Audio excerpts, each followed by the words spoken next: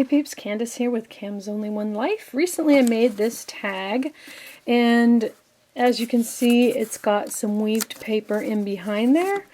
And I've used this technique a few times. I do like the idea of weaving. Here's an index card, Rolodex card that I did, and I've been doing these for swaps, and then here's a journal page I did that also has some weaving in there. So I'm going to show you super easy how easy it is.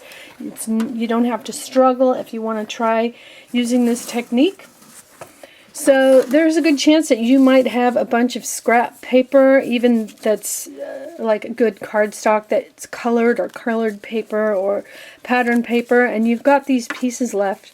But I'm going to just show you with the white paper. So you might have some scraps, or you might just have just regular plain cardstock. So I'm going to show you both ways. So first of all, if you've got scraps, what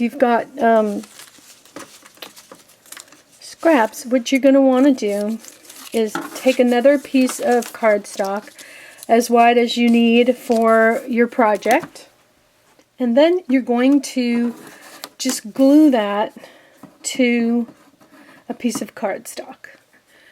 So I'm just going to lay out glue across this piece of cardstock, and then I'm not going to even try to worry about if these are straight or not, or matching at the bottom.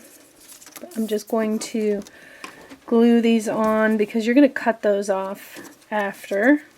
Cut that part off. So I'm just trying to get them to sit still, and you can see that my pieces are different sizes. You can do that with different sizes. It doesn't have to be uniform. Okay, so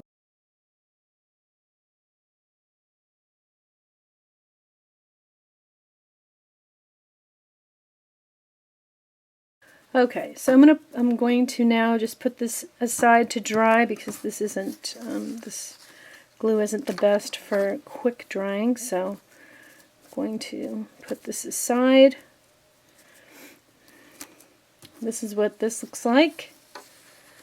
So if you're starting with just some regular cardstock and you don't want to do that part of gluing, which you won't need to, you can just use your cutter, whichever kind of cutter that you have, trimmer, and just trim like down to about half inch from the bottom, and just like that you can create the strips going vertically. So that's what this looks like.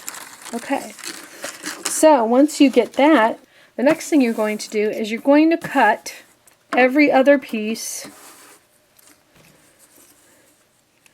about, I usually go about 1 inch. So if your project is going to be big, you're going to want to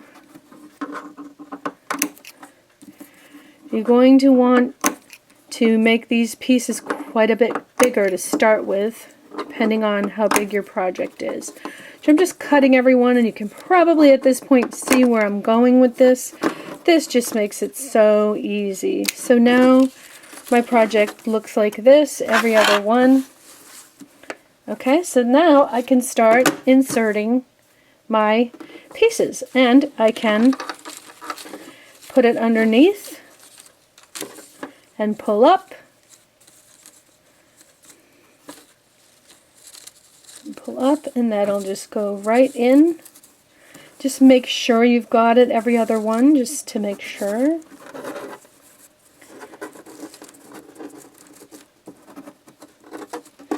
And then the next piece, I do the opposite.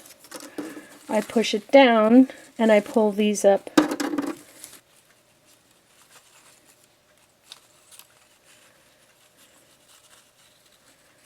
Okay.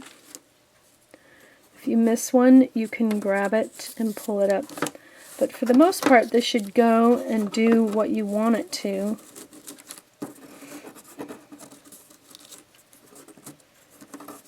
way, and then I'm just pushing it down to the next piece, and as tight as you want to make it. Now some people like to have a little space or not, and so then I'm just going to go back and forth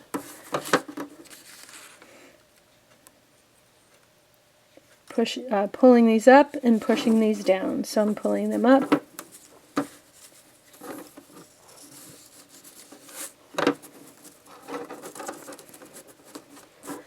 pushing it down,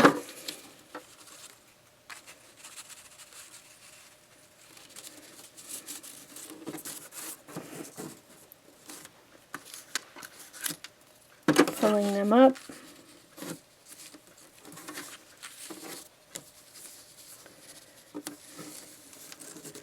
and that's pretty fast, as you can see, pushing them down.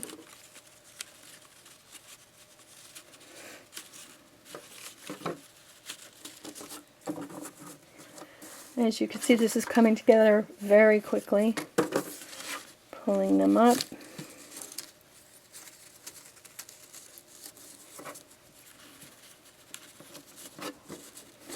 So there you have it. You can see that I have some, I might just save this for another project. On this project here, this tag, I put them all and then I glued a piece of paper on the back and then I sprayed it. And everything stayed in place really well.